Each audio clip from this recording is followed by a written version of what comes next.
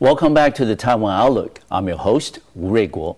In this segment, we will continue our conversation with Mr. Garry Huang, who is from Australia, here in Taipei to attend a very important event sponsored by the government. And Garry, I want to ask you, you mentioned that the kinds of rescue events that you've been participating in the last 10, 12 years when you were in Australia. And you also share with us some of the more memorable experiences that you had. Can you also share with us some of the more touching story on the personal level? Have you come across any situation that involves some human stories behind it? Would you mind sharing them? Yep.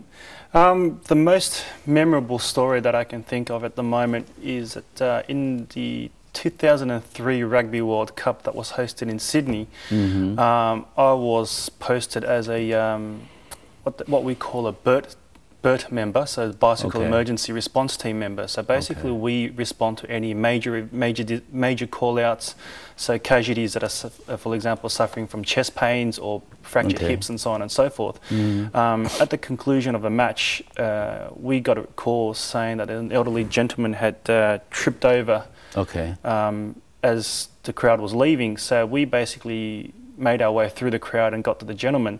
And we found out that he was a 70-odd-year-old elderly gentleman, and he was suffering from terminal cancer, cancer of the bone, and the cancer so happened to be in his hip area, and he fell and fractured his hip. And he was in an extreme amount of pain, and so obviously deciding that finding out that he was in pain, we administered our pain relief, and was basically a drug called methoxyflurane. And unfortunately that drug was not strong enough, and we'd called an ambulance as a backup. But because the crowd was leaving, and there was about 110,000 people trying to leave the stadium at the same time, the ambulance took a long time to get there. And when the ambulance did arrive, they found out they sent a incorrect level of training qualifications for the ambulance services. So they had to call a second ambulance with a higher level qualification paramedics who could administer morphine. But by the time the second ambulance crew got there, it had already been an hour after the incident had occurred. And because he had a fractured pelvis, we all immediately suspected he had a spinal injury as well. And as part of the first aid procedures, somebody had to stabilize his head and the neck. And I was in that position, basically down on my knees, supporting his head and neck, and doing that for an hour or so. But his wife of about 50 years was standing next to him, thinking that he was going to die that night because he's in so much pain. And she was in tears, and there was not a thing that we could do. And just watching him suffer and watching her cry like that, what was going through your mind at the time when you were watching this elderly gentleman, going through this process, under tremendous pain? At that stage, I wished that there was something more that I could do.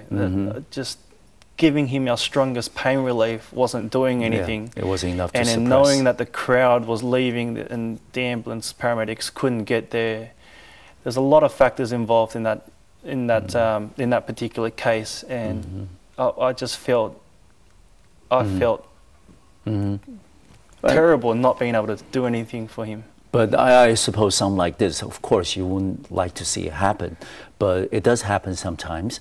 And does your training provide any type of psychological development in terms of for somebody like like yourself, who's a volunteer in the first aid area, and then who occasionally runs into a situation like this, and how do you mentally adjust psychologically? Right. We, as the organisation, have developed in the last couple of years. We've actually introduced a program called the Peer Support Members, and these peer support members are basically—they're not psychologists, but they're certainly trained in being able to listen to you, identify the issues.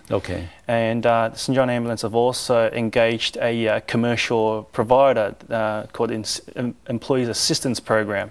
So basically, if you're suffering from any sort of grievance, psychological stress after treating a casualty, you can basically ring up that telephone number free of charge, and they can refer you to clinical psychologists or worst case scenario, or the best case scenario, I should say, is that sometimes you need to talk it through with a friend of yours, with a respected member, through a family or to a respected member of the organisation. And that particular case that I just referred to, I know what had happened after that event was that I rang up a really good friend of mine, and he was a doctor by trade, and he basically asked me a very simple question: is there anything that you could have done differently? Have you done the best that you can for this elderly gentleman? And I said to myself, I've done the absolute best that I can. And unfortunately, that just wasn't enough, but there was nothing more that I can do. Yeah, there were events and factors beyond your That's control. Correct. I mean, That's going correct. in and out of the crowd, that was difficult. Yeah, and I think that's one of the most important things as a first aid provider, first aid volunteer, is that you need to have the compassion to care for people. Exactly. And if the day that comes that I lose the passion to care for casualties, I think it will be the day that I leave the organisation. You know, even though we only met a while ago, but Gary, I don't believe that there will ever be that day that you will lose that compassion. I hope not. Yes. I hope not. And like I said earlier, also Gary, that Australia is blessed in the sense that you don't have the chronic problem of typhoons or earthquake. These are the two natural disasters that often strike those of us here in Taiwan. You remember 10 years ago on September 21st, Taiwan was hit with a 7.6 Richter scale earthquake that hit most of the central parts and also some parts of southern Taiwan. That took over thousands of lives here in Taiwan, and then also about back in this year, earlier in August 8th. We were hit with a typhoon, even though it was only medium class, but it brought rain amount unprecedented in the short span of time in Taiwan's history. Therefore we have suffered mudslide, and many of the people in southern counties and cities lost their lives, lost their homes, lost their properties. So on these disasters that happen in other countries, other places, you mentioned earlier that the St. John's Ambulance is pretty much a Commonwealth the organization only for Commonwealth nations. But as far as you know, have you ever been or heard of any type of international collaboration that St. John's Ambulance has been involved with? I haven't personally been involved in any activities as such, but in terms of natural disasters, I don't believe St. John has conducted any international collaboration or collaborated missions, so to speak. Although within Australia, one of the things or natural disasters that we suffer from is bushfires. It just happened this year, earlier this year in March, state Victoria has suffered its worst natural bushfire in the history of Australia, and that event burnt out thousands and thousands of hectares of bushland. The damage bill is estimated to be perhaps even in billions of dollars. Hundreds of lives were also lost. St. John Ambulance in Victoria was basically mobilised on the day that the event had happened, and within 24 hours St. John Ambulance Victoria basically rang our national head office and said to all the other states, we'd just like to put you on alert, because we know that the resources within Victoria is not going to be enough to cover the natural disaster. So you may need to help. Yeah, and we did. Within 3 hours of receiving the call out, New South Wales, I believe, responded with about 30 crew members.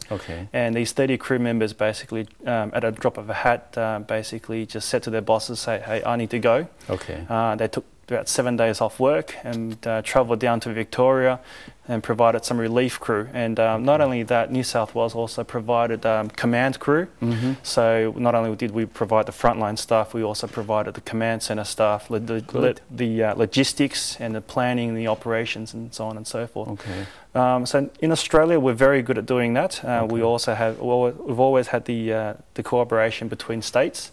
But should the event come in across something on the on an international scale that needs our support. St John Ambulance Australia will always be there, and will definitely be there. Whether it's going to be some like the the bushfire that you mentioned that's larger in magnitude, in size and things, but or just a single rescue event at the school or at a public gathering, that you also need a very good coordination and communication with different agencies and also the people that were involved, not just yourself, but other volunteers who might be on site. What is the most difficult part in terms of communicating and coordinating with other agencies and other people, when you are trying to administer, first aid assistance to somebody or somewhere in a major event? The most challenging part is in any communication framework is always the stakeholder management. Okay. Different people have different expectations on what we can and can't perform, how long we're going to be there for, and how many members we can provide. Yes. And having a clear understanding with all the stakeholders, the event organisers, our own members, the government, if they're involved, and so on and so forth. Having a clear understanding of that is the most important issue, I believe, in dealing with issues like this. Good. We're going to take another break on the Taiwan Outlook, and we'll be back in about 3 minutes, and we'll continue this conversation with Mr. Garry Huang. We're going to talk about the other job that he has as a civil engineer and project manager. We'll be right back.